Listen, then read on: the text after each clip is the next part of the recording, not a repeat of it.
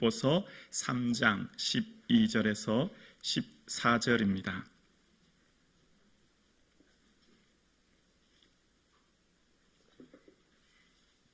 우리 함께 한 목소리로 하나님의 말씀을 고백드리겠습니다. 함께요. 내가 이미 얻었다 함도 아니요 온전히 이루었다 함도 아니라 오직 내가 그리스도 예수께 잡힌 바 된 그것을 잡으려고 달려가노라.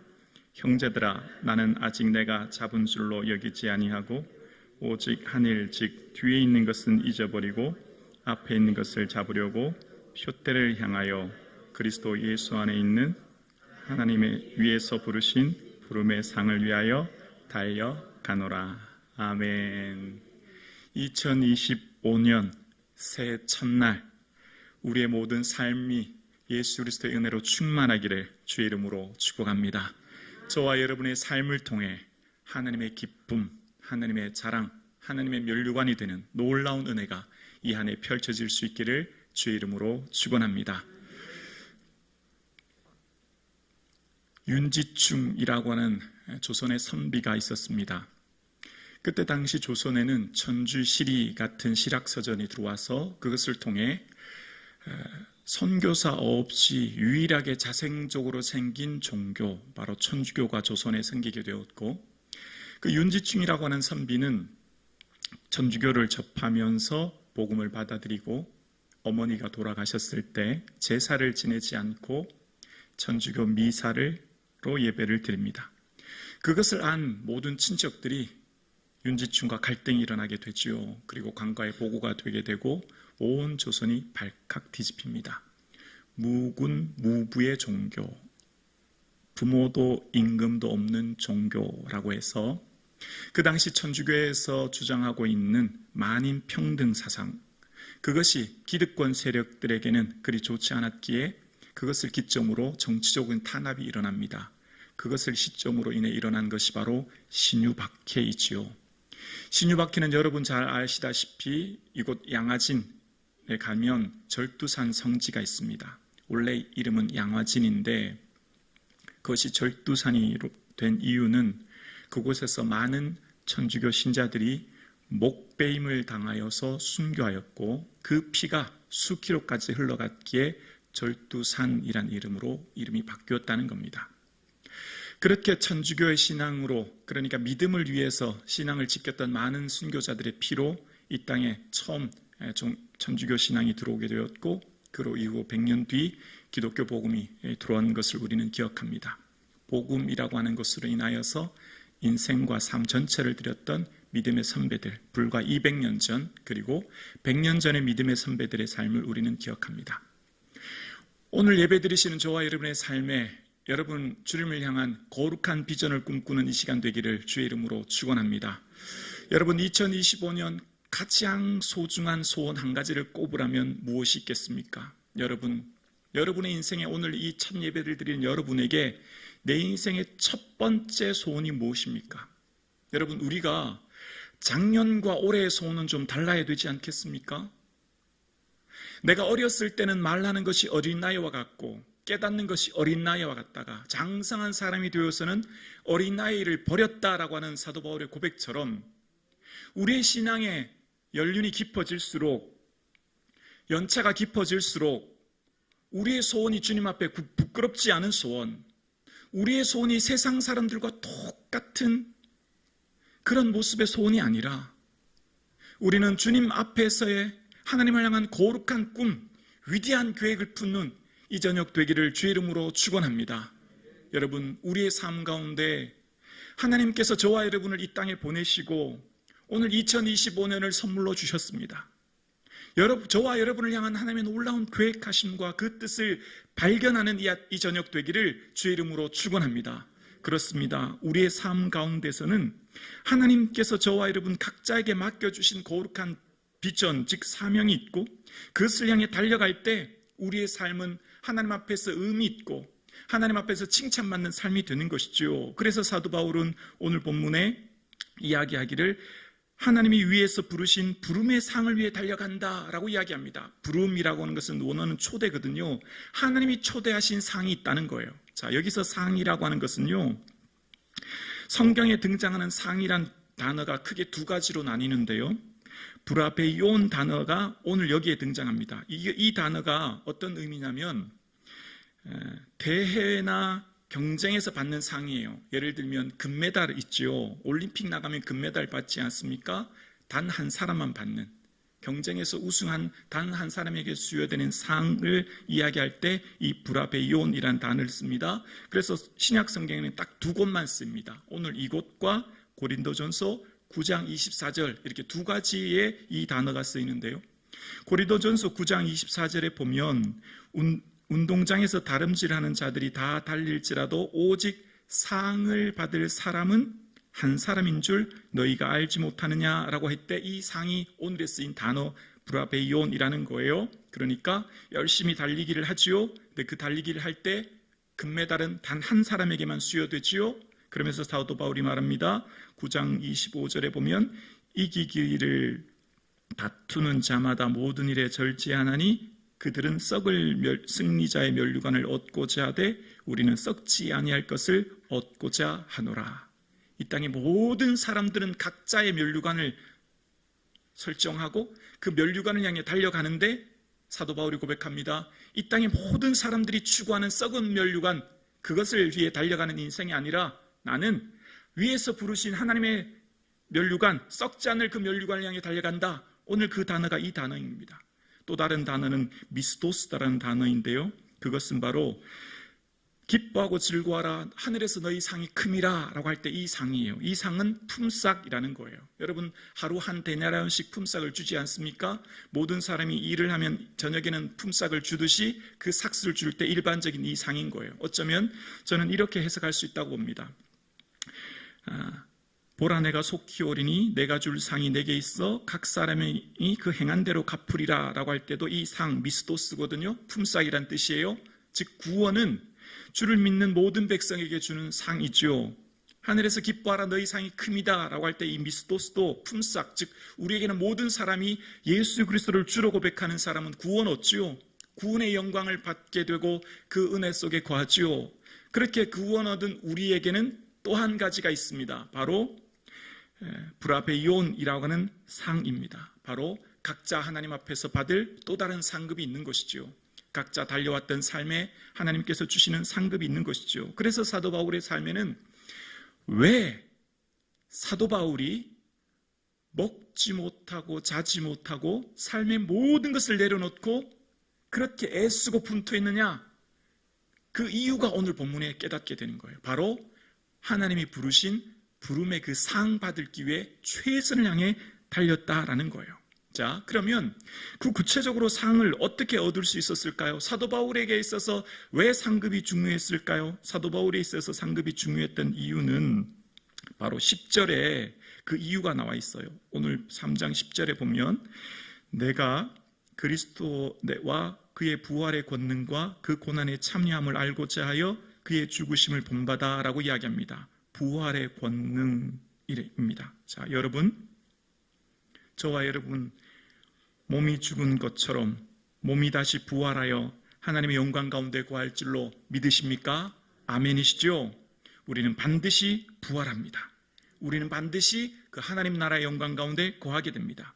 그래서 우리의 모든 삶은 결국 하나님 앞에서 변화됩니다. 그래서 빌립보서 오늘 본문 3장 21절에 보면 마지막 끝에 보면 이런 얘기를 합니다. 사도 바울이 그는 만물을 자기에게 복종하게 하실 수 있는 자의 역사로 우리의 낮은 몸을 자기의 영광의 몸의 형체와 같이 변하게 하시리라. 여기 낮은 몸이라고 하는 낮다라는 말은 비천한, 비굴한이라는 의미예요. 우리는 지금 비천하고 비굴한 몸을 입고 있기 때문에 병들고 연약하고 부족하지만 그날에는 예수 그리스도와 함께 영광의 몸으로 변화되게 되죠. 바로 부활의 영광입니다. 저와 여러분에게는 부활의 영광이 기다리고 있는 줄로 믿습니다. 그래서 사도 바울이 이런 얘기를 했죠. 고린도전서 15장 19절에 사도 바울의 고백입니다. 만일 그리스도 안에서 우리가 바라는 것이 다만 이 세상 삶뿐이면 모든 사람 가운데 우리가 더욱 불쌍한 자이리라. 이 세상 100년이 전부라면 우리는 세상에서 가장 비천하고 불쌍하고 별 볼 일 없는 존재일 뿐이다라는 거예요. 이 세상 100년이 전부일 뿐이면 우리는 가장 불쌍하고 어리석고 멍청한 인생일 뿐이지만, 이건 뭘 말하려고 하죠? 이 세상뿐이 결코 아니라 우리에게는 부활의 몸을 입고 그 하나님 나라가 우리에게 반드시 기다리고 있는 줄로 믿습니다. 그래서 사도 바울이 오늘 자신의 삶을 들여 주를 위해 살 수 있었던 것, 바로 하나님 나라의 영광, 그 부활의 영광을 바라보며 달려갔기 때문에 사도 바울은 늘 기억하고 있었어요. 이곳에 소망 두지 않고 하나님 나라에 소망 두고 하나님 나라 바라보고 살았고, 그래서 여러분 1장 23절에 보면 예배 드릴 땐 성경을 함께 보시면 좋을 것 같아요. 1장 23절에 보면 이런 말씀이 있어요. 내가 그 둘 사이에 끼었으니 차라리 세상을 떠나서 그리스도와 함께 있는 것이 훨씬 더 좋은 일이라. 이 세상 떠나서 이 세상보다 하나님 나라에서 그리스도와 함께 있는 것이 얼마나 훨씬 더 좋다는 거예요. 이 세상 더 오래 살려고, 이 세상 생명 더 연장하려고, 이 세상 더 많이 누리려고, 아니요. 사도 바울의 분명하고도 확신 있는 것, 그리스도와 함께 하는 것이 훨씬 더 내게는 소중하고 중요하다 고백했던 이유, 부활의 영광의 몸을 입고 그 나라에서 누릴 영광을 바라보았기 때문입니다. 오늘 예배드리시는 저와 여러분, 부활의 영광을 사모할 수 있기를 주의 이름으로 축원합니다. 이 믿음이 분명하셔야 돼요. 이게 확실하셔야 됩니다. 이게 우리의 신앙의 기초예요. 이게 흔들리면 모든 게 흔들리는 거예요. 여러분, 신년 첫 해를 예배로 드리는 것 얼마나 소중해요? 그런데 이 예배 자리에 나오지 못하는 것 왜일까요? 귀찮아, 좀 쉬지, 내일 출근도 해야 되는데. 여러분, 우리의 삶 가운데 우선순위를 명확하게 두지 않으면요, 우선순위가 어디서부터 생길까요? 우선순위는 목표로부터 생기는 거예요. 상으로부터 생기는 거죠. 여러분, 정말 천국과 지옥이 있음을 믿습니까? 여러분, 정말 부활하실 걸 믿습니까? 아멘이십니까? 분명히 천국이 있어요. 아멘이시죠? 천국이 있음을 믿는다면 어떻게 그렇게 살 수 있지? 정말 천국을 믿는가? 그래서 저 성도님은 정말 천국을 믿는가? 어떻게 저렇게 사시지? 여러분, 정말 천국이 있음을 믿습니까? 그렇다면 우리의 삶이 변하지 않고는 안 되잖아요. 부활이 있음을 정말 믿습니까? 이 세상이 다가 아니라 저 영원한 천국이 있음을 믿습니까? 그렇다면 그렇게 살 수 없는 거죠. 여러분, 부활의 권능이 뭐죠? 부활의 권능이라고 하는 것은 이 뒤나미스라고 하는 권능 때문에 사도 바울의 삶은 이것으로 인하여서 충만하여 인생을 살았다는 거예요. 오늘 저와 여러분의 삶 가운데 부활의 권능이 충만하여 나의 소망은 하나님 나라에 있고 내 소망은 저 영광의 나라를 바라보고 우리가 이 땅에 소망 두는 인생 사는 것이 아니라 이 땅에 소망 두면 어떻게 될까요?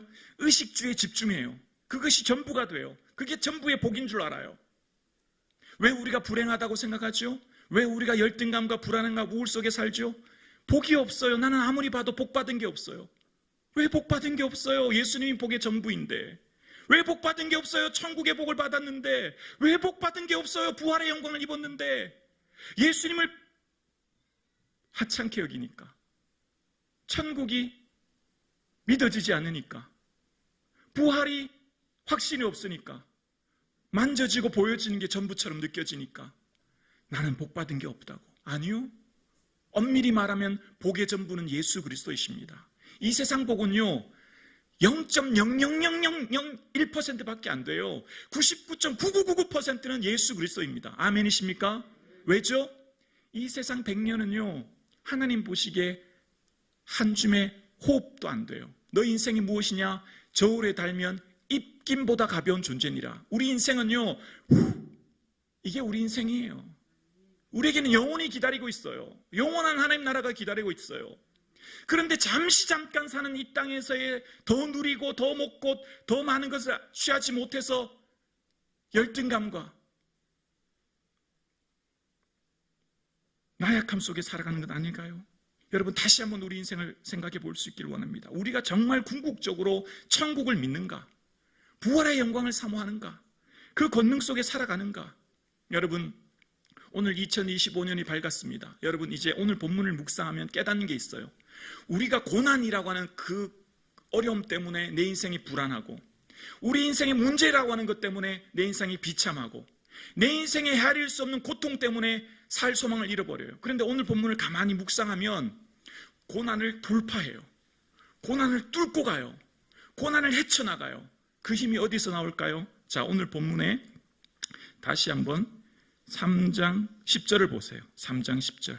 3장 10절 다시요. 내가 그리스도와 그 부활의 권능과 그 고난에 참여함을 알고자 하여 그 고난에 뭐해요? 참여한대요. 자, 여러분 보세요. 예수 믿는데 나는 왜 이렇게 고난이 많지요? 예수 믿는데 문제가 왜 이렇게 많냐고요. 예수 믿는데 내 인생이 왜 이렇게 어렵죠? 그래서 예수 믿을 맛이 안 나고 살 힘이 잃어버리고 내가 이렇게 믿어 뭐하나? 점점 믿음이 나약해지고 열심히 한들 뭐해? 응답되지도 않는데 열심히 한들 뭐해? 고난이 이처럼 그대로 있는데. 근데 말씀을 가만히 깊이 묵상해 보십시오. 오늘 사도 바울이 뭐라고 하고 있죠? 고난에 뭐 하고 있어요? 참여해요. 여러분, 고난에 스스로 자처해서 참여한다고요? 이해가 되나요? 고난에 어떻게 자처해서 참여해요? 고난은 피해야 될 대상 아닙니까? 할 수 있으면 고난을 멀리 도망가고 피하고. 누가 고난을 스스로 즐겨요? 참여해요. 누가 고난으로 걸어 들어가요? 누가 고난을 좋아하냐고요? 여기서 아주 중요한 신앙인의 관점 하나를 발견합니다. 사도 바울이 고난에 참여하는 이유가 뭘까요? 왜 고난에 참여할까요? 부활의 영광이 있는 성도에게는 이 땅에서 주를 향한 고난은 하나님의 영광이 되기 때문인 줄로 믿습니다. 다시요.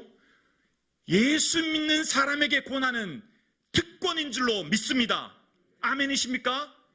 예수 믿는 모든 성도에게는 고난이 복인 줄로 믿습니다. 아멘이십니까? 아멘 소리가 너무 작아가지고. 아멘이십니까? 자, 1장 29절 다시 보세요. 1장 29절. 제 말이 아니라 성경의 말씀이에요. 1장 29절. 볼게요. 시작. 그리스도를 위하여 너희에게 은혜를 주신 것은 다만 그를 믿을 뿐 아니라 또한 그를 위하여 고난도 받게 하려 하심이라. 세번역 성경 보여주세요. 자막.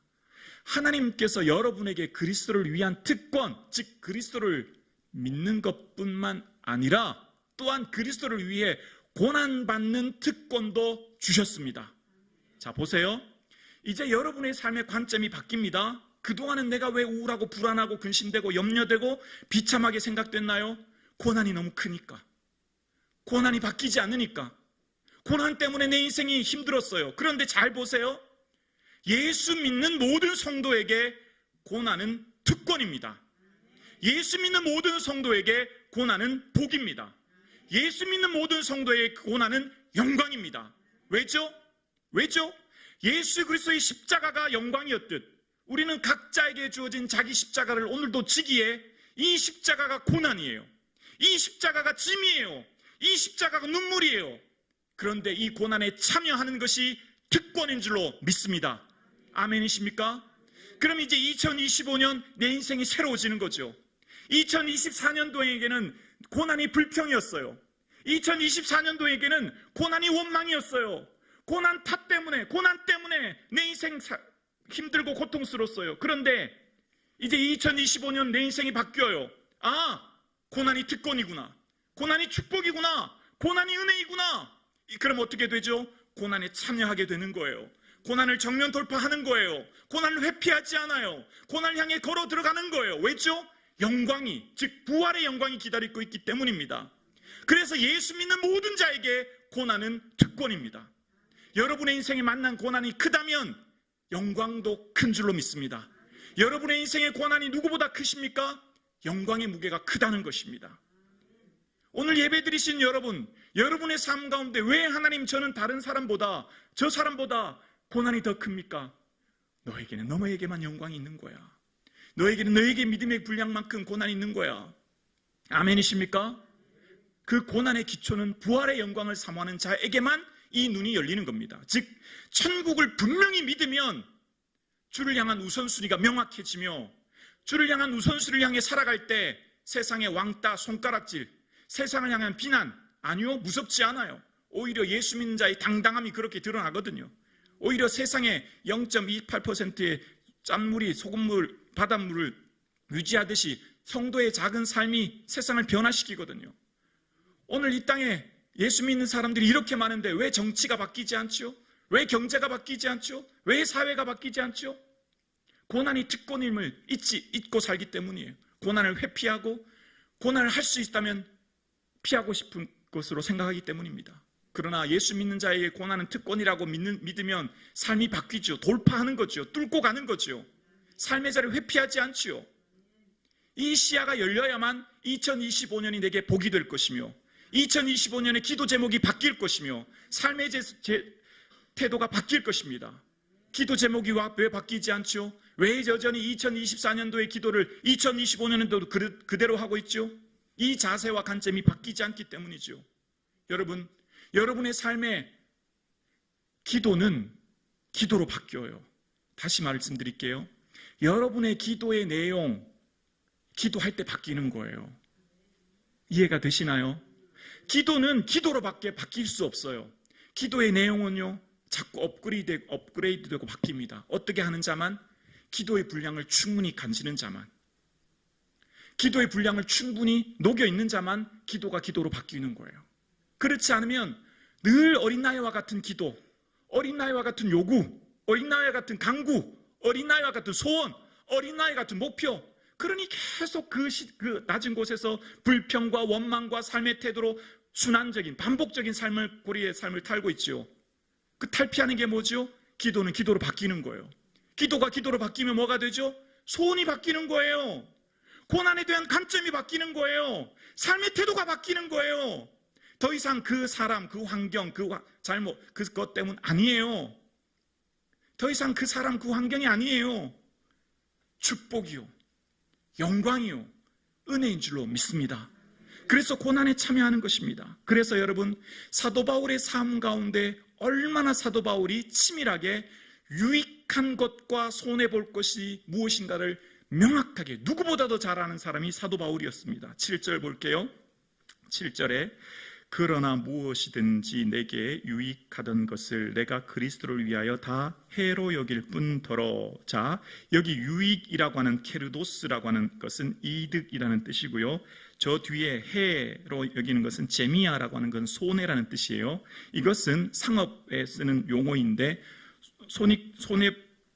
손익분기점, 손익대조점 뭐 이런 걸 쓸 때 당시 상업적인 단어였다는 거예요. 그러니까 여기서 유익과 손해를 오늘 본문이 쓰고 있어요. 그러니까 사도 바울이, 여러분, 세상 사람들이 바보스럽고 어리석고 야, 너 그렇게 살아서 뭐하냐, 너 왜 손해보고 너 바보처럼 살아라고 하지만 사도 바울은 누구보다도 무엇이 유익인가, 무엇이 손해인가를 너무너무 잘 알고 있던 사람이었습니다.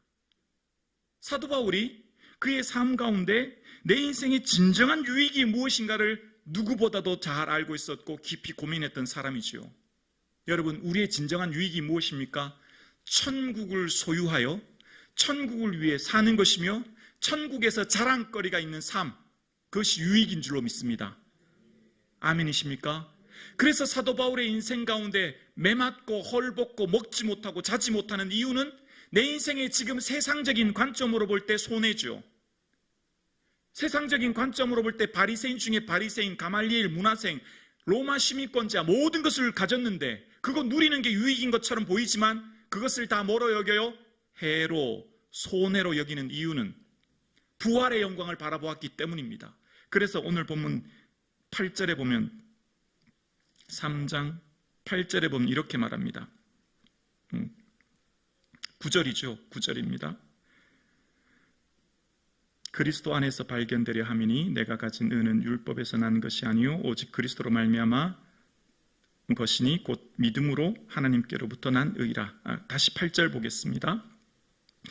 또한 모든 것을 해로 여김은 내 주 그리스도 예수를 아는 지식이 가장 고상하기 때문이다. 여기 고상하다라고 하는 원어의 뜻은 무엇보다 낫다라는 뜻이에요. 무엇보다 낫다. 자, 예수님을 아는 지식이 이 땅의 금보다, 이 땅의 명예보다, 이 땅의 어떤 것보다 더 낫다고 하는 것을 분명하게 알았고, 그것이 유익하다는 것을 명확하게 알았기 때문에 더 이상 이 땅의 로마 시민권, 가말 문화생의 지식 다 배설물처럼 버리는 것, 이것보다 더 낫다고 하는 것을, 더 유익하다고 하는 것을 분명히 알았기 때문입니다. 여러분의 삶 가운데 예수 그리스도가 내 인생의 어떤 분보다 소중하고 존귀한 분으로 고백되는 이 저녁 되기를 주의 이름으로 축원합니다. 믿음은 뭐죠? 예수님이 내 인생의 가장 존귀한 분이요, 보배이시며 내 인생의 전부라고 고백할 수 있는 것. 예수님이 점점 내 인생에 작아지면, 예수님이 내 인생에 차지하는 부분이 점점 작아지면 세상이 커 보이죠. 세상이 커 보이면 세상의 관점으로 나를 보니 나는 복음 없는 자, 불행한 자처럼 보이죠.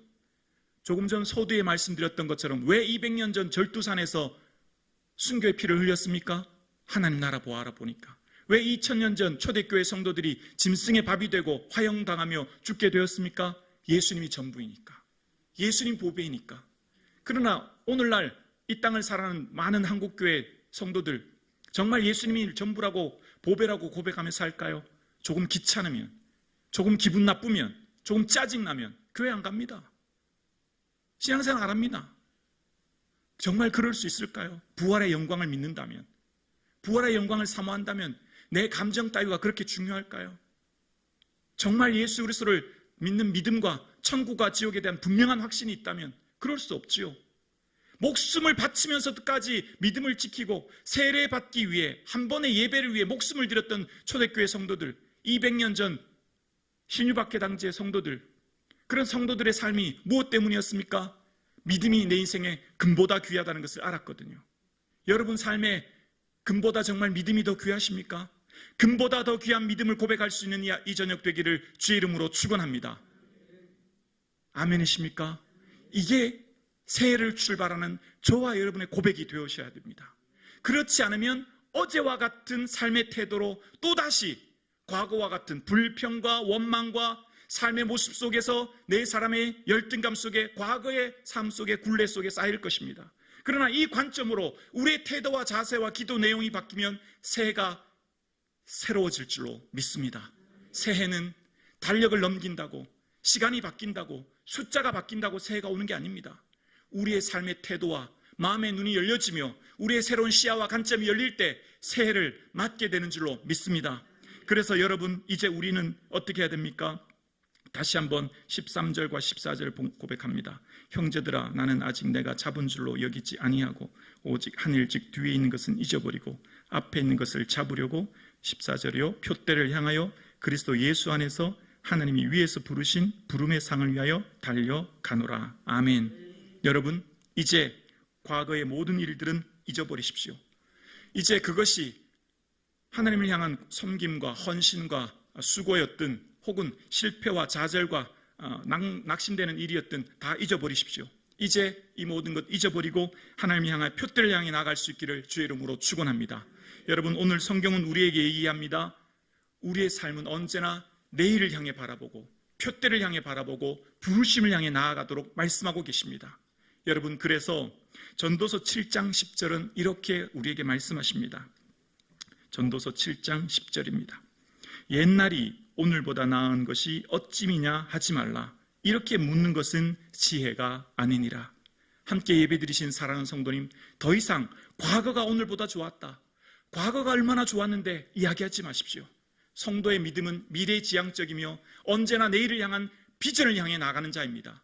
과거를 바라보며 과거를 생각하며 과거에 도취된 인생이 아니라 성도에게 믿음은 언제나 표대를 향해 미래지향적으로 나가는 거예요. 여러분, 성북중앙교회도 더 이상 과거를 이야기하지 마십시오. 과거에 이만큼 성도가 많았다, 과거에 이만큼 이런 게 있었다. 미래를 향한 거룩한 비전을 꿈꿀 수 있기를 주의 이름으로 축원합니다. 하나님께서 우리 교회를 통해 이제 어떻게 하실지를 꿈꾸고 바라보는, 하나님을 향해 거룩하고 위대한 꿈을 꾸는 저와 여러분 되기를 주의 이름으로 축원합니다. 마찬가지입니다. 여기 예배 드리시는 사랑하는 장로님, 권사님, 더 이상 과거를 논하지 마십시오. 이제 주를 향해 어떻게 살아야 될지 자녀들은 예언할 것이요 늙은이는 꿈을 꾼다 말씀하십니다. 성령님이 임하시면 과거가 아니라 꿈을 꾸며 미래를 바라본다는 것입니다. 이제 내일, 이제 2025년 내가 주를 향해 무엇을 할 건가를 바라보고 꿈꾸고 주를 향해 위대한 계획을 선포할 수 있는 저와 여러분 되실 수 있기를 주의 이름으로 축원합니다. 저와 여러분 2025년이 이제 새롭게 시작되었습니다. 저와 여러분의 삶 가운데 하나님을 향한 거룩한 꿈을 꿀 수 있기를 주의 이름으로 축원합니다. 이제 우리는 주를 향해 거룩한 꿈을 꾸며 그것을 향해 나아갈 것입니다. 이것이 비록 고난의 길이요, 이것이 비록 우리의 삶 가운데 눈물과 아픔과 어려움이 있을 수는 있으나,